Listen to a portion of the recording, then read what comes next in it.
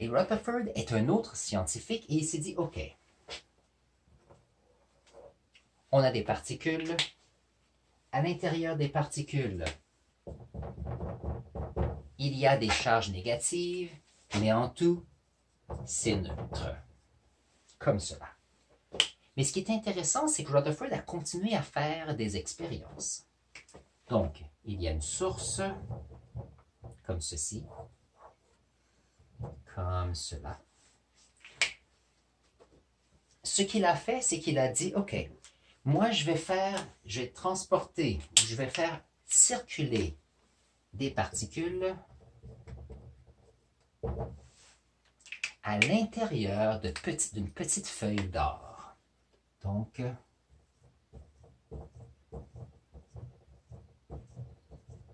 comme ceci.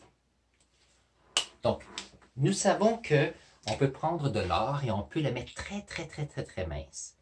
Et donc, il s'est dit, qu'est-ce qui arrive lorsqu'on a des particules qui vont aller en direction et passer à travers l'or ici, et ça ici, c'est un solide. Donc, lui, il voulait voir qu'est-ce qui arrivait. Ce qu'il a remarqué, c'est que lorsque les particules passaient, presque toutes les particules continuaient comme cela. Par contre, il a aussi remarqué qu'il y a des particules qui vont comme ceci, vont comme cela, mais en plus qu'il y avait des particules qui allaient vers l'arrière comme ceci. Alors il s'est dit, OK, il y a quelque chose qui se passe ici.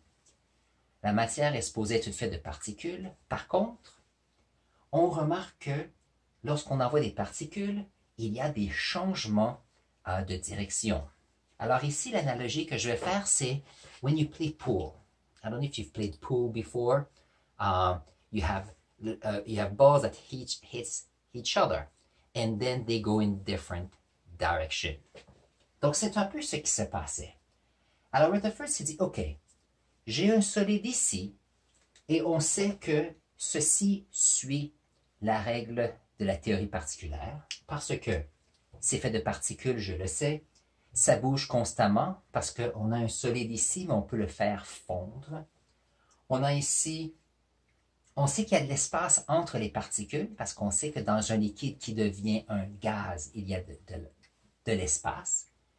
Ici, il a remarqué qu'un solide semble avoir beaucoup d'espace vide, parce que la plupart vont aller tout droit.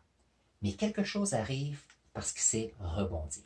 Alors, voyons voir ce que notre ami Rutherford a pensé. Alors, ça c'est Rutherford. Comme ceci. Alors, Rutherford a dit, OK, nous avons des particules comme Thomson nous a dit et comme Dalton nous a dit.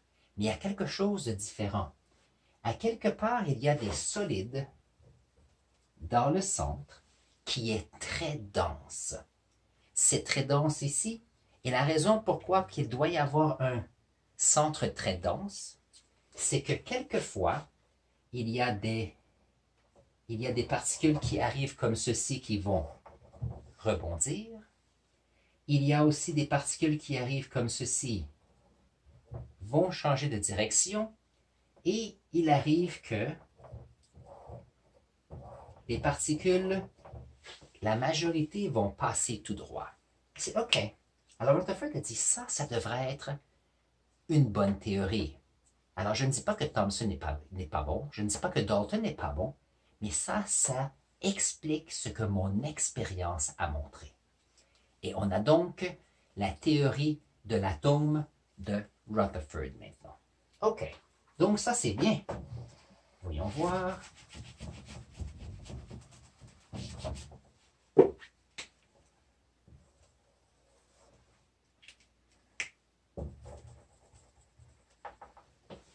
Maintenant, chose intéressante, Thomson a dit oui, mais il y a de l'électricité. Ça ici, c'est affecté par l'électricité. Donc, comment est-ce que toi, tu peux répondre à cela?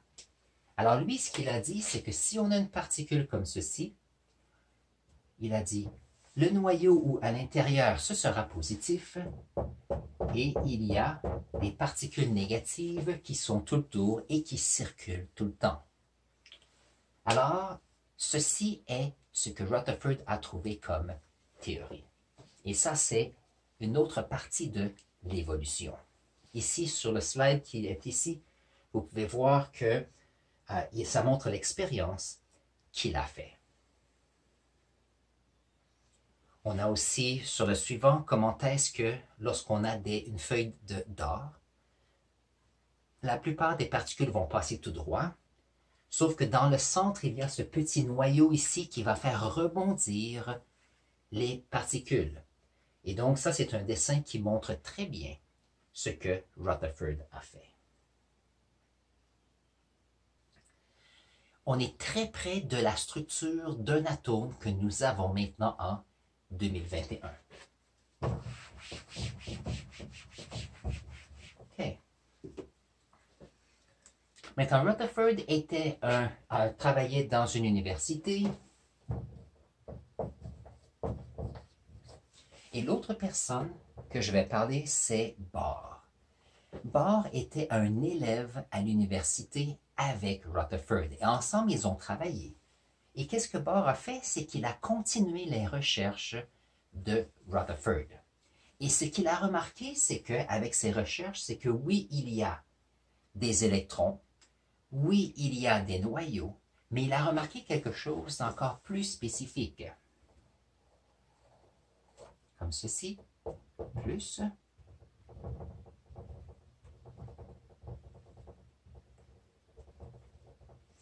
Il a remarqué que les électrons qui sont autour du noyau ont quelque chose d'intéressant, c'est qu'ils semblent être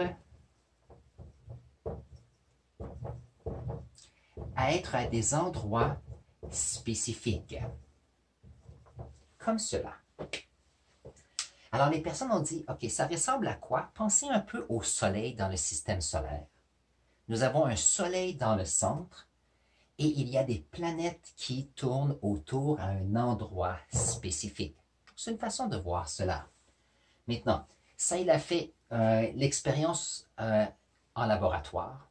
Je vais aller plus en détail sur l'expérience lorsqu'on va parler d'électricité dans le mois de mars. Mais ça, ici, on se retrouve avec ce qu'on appelle le modèle de Bohr-Rutherford.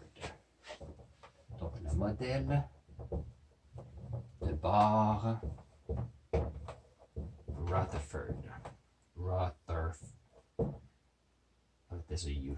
Rutherford. Comme ceci.